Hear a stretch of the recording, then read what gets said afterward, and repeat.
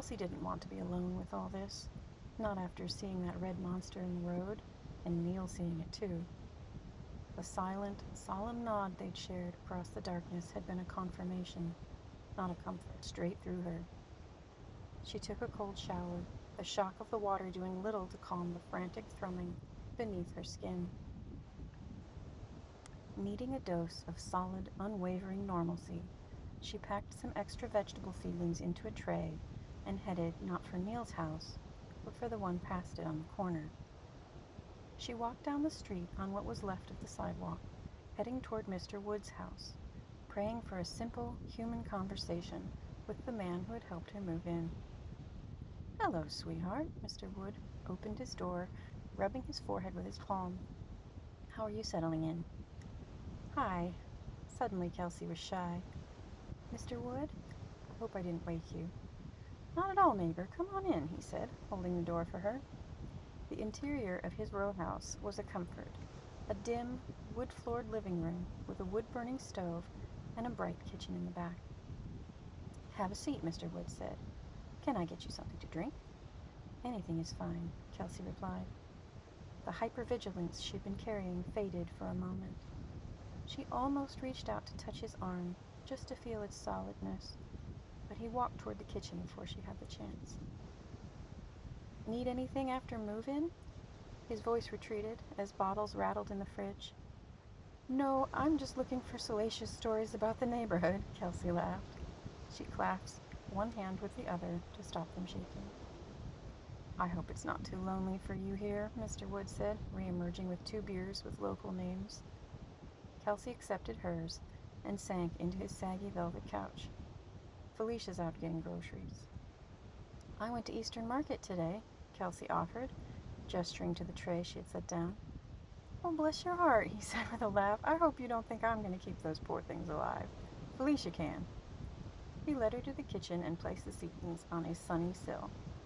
Any neighborliness is much appreciated. Returning to the couch, Kelsey decided to probe. "Could you tell me about the history of this neighborhood?" "I sure will," he said. "Used to be 3 more houses around yours, but they were abandoned a while back. The empty lots are a magnet for trouble these days. Kids hang around here at night. They look hollowed out, glassy-eyed, I guess. Folks say there's some new drug going around."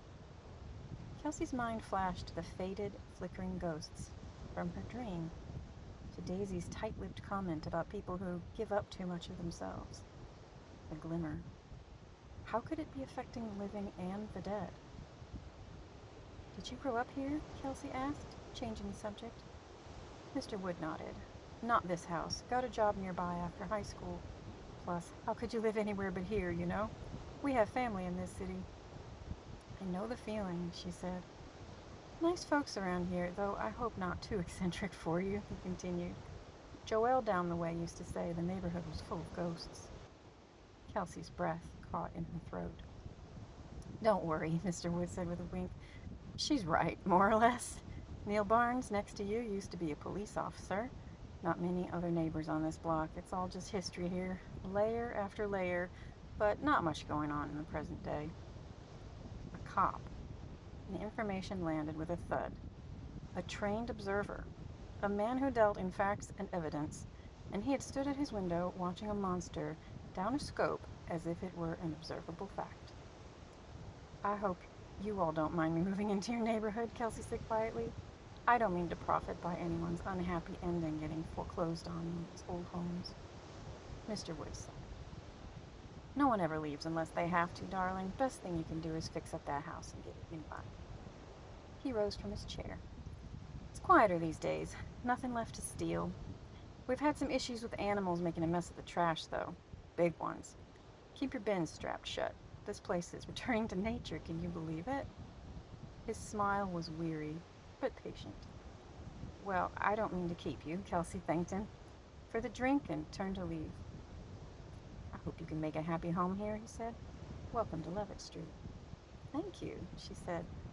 "I'm glad to be here, I think," she added as she walked down the front steps and back to her own home. Despite its dilapidated appearance, it was feeling cozier by the hour just for its familiarity in this strange place. That night, sleep wouldn't come. As the hours crept past midnight, a strange chill permeated the old house. Kelsey heard faint whispers and a soft, rhythmic scratching from the attic, too long and hard to be a mouse. She crept out of bed. Two small, shimmering figures darted from the living room into the kitchen as she walked down the stairs. They looked like young girls, identical in form, but dressed in rough, patched garments.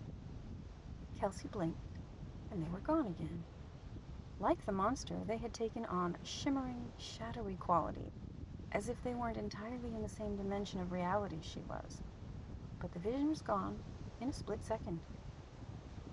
A few moments later, a different shadow detached itself from the gloom near the back door. Kelsey jumped.